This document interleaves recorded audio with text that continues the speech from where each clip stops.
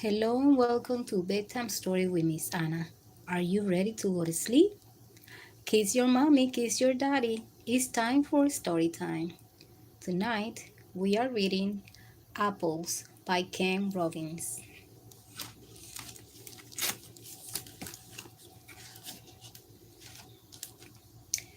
An apple is a wonderful thing, a perfect handful of portable food wrapped in a package of its own very skin. Apples, of course, are a kind of fruit.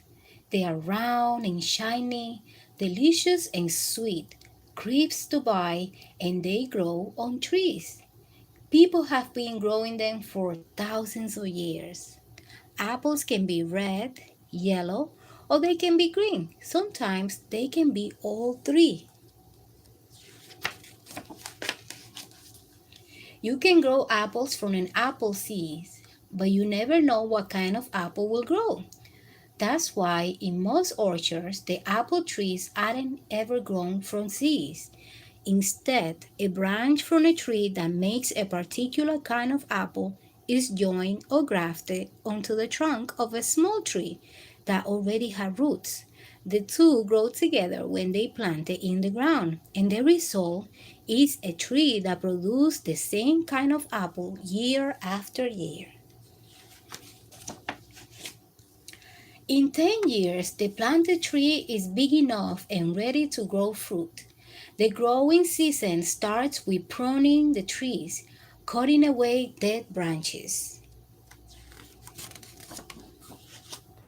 In the spring, the trees in the apple orchard burst into bloom. Some have pink flowers, some have white. Soon the orchid sets out hives of bees in the orchard. Some keeps themselves, others pay a beekeeper to bring them to the orchard when they are needed. The nectar in the flowers attracts the bees. The bees are brushed with pollen when they buzz around the blossom and they spread into the next flower that they visit. That way, the flowers are fertilized and inside the flower, the seeds are produced. The petals fall off the flower and what's left, the ovary, then start to swell. That's the beginning of an apple to be. And inside in are teeny little seeds. If they were ever planted one day, they would make new trees. It takes 10 to 20 weeks for the apples to reach full size and ripen. By August, the limbs of the tree are chock full of fruits. Eventually, it's harvest time to pick the apples before they fall to the ground and spoil. At some orchards, you can pick your own. Some apples will be squeezed and pressed for apple juice and apple cider. This apple press is nearly 100 years old.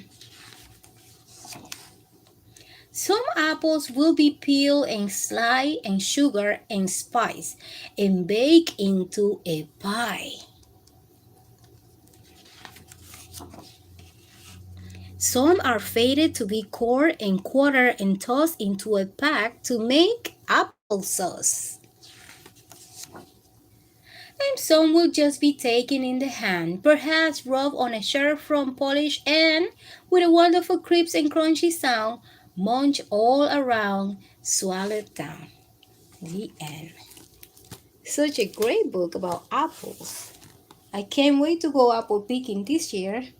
I have one more book for you today. Very beautiful book, guys. I hope you enjoy it.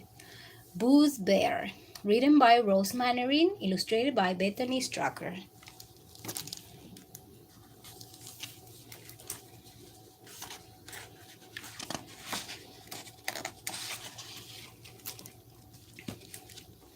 Every day, Tom took his dog, Boo, to the park outside his house.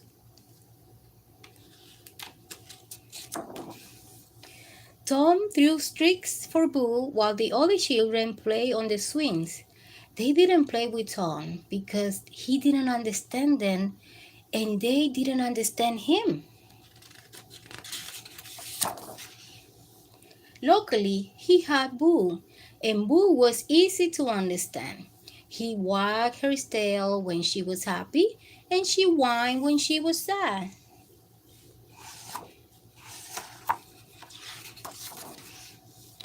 Tom loved Boo, but he wishes that they could play with the other children too.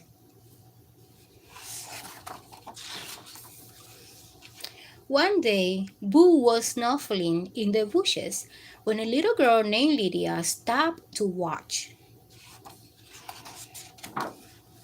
That dog is smiling, cried Lydia, and the others came over to look.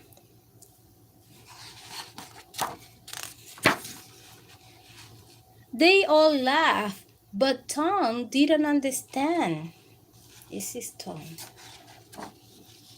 Lydia trailed Boo's bear up at the end into a bigger smile. Look, this smile means she's happy, Lydia told Tom.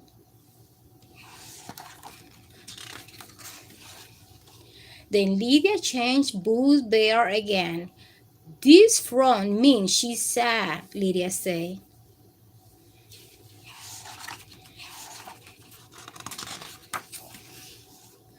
This means she's angry, said Lydia, fluffing out Boo's bear.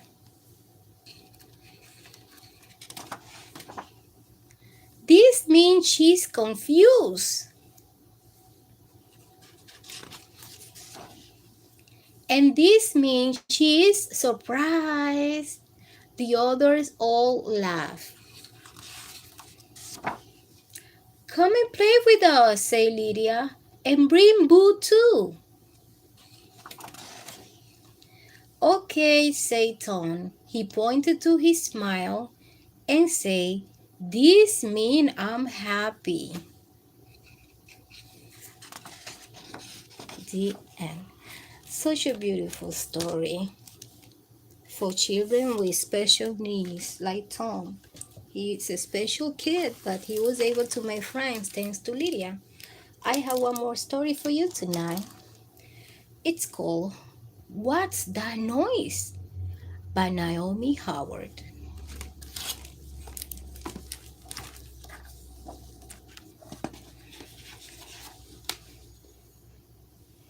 Early one morning, while the sun was rising over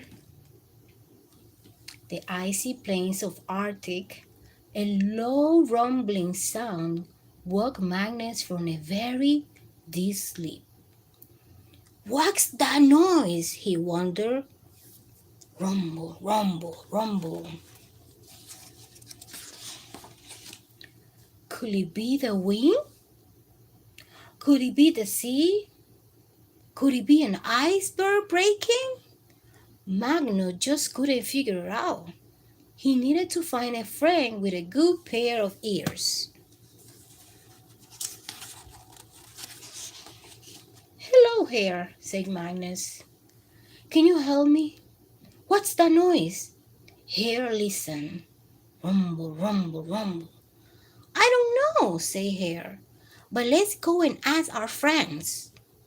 So Magnus and Hare set off over the ice, and all the while the rumbling sound followed them.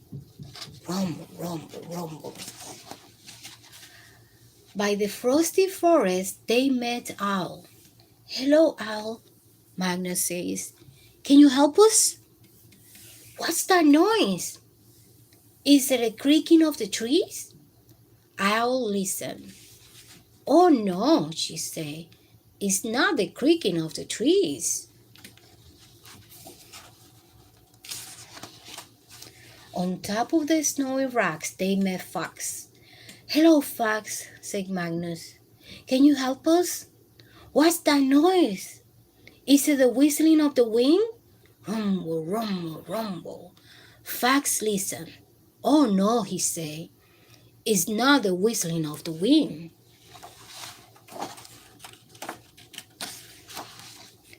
By the icy river, they met Polar Bear.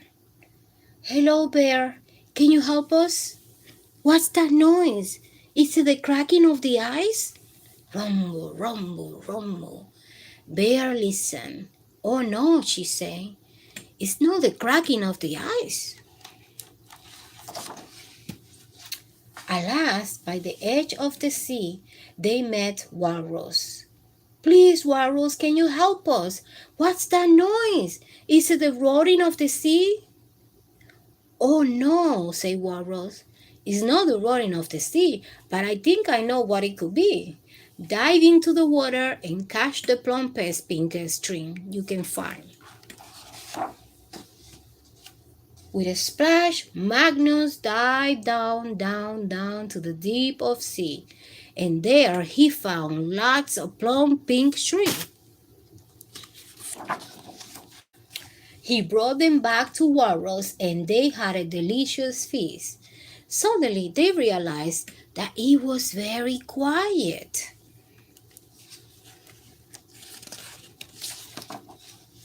It wasn't the creaking of the trees or the whistling of the wind, said Magnus, and it wasn't the cracking of the ice or the roaring of the sea. The great rumbling sound has been coming from me. And everyone laughed to think all of that noise coming from Magnus' rumbling, grumbling, hungry tummy. So after their long day and with their tummies full, the friends settled down to a deep sleep. It was very peaceful, but then Walrus peeled open one winkly eye. What's that noise? Rumble, rumble. It was the long, loud, rumbling sound of sleepy seal snore. Good night, Magnus. The end.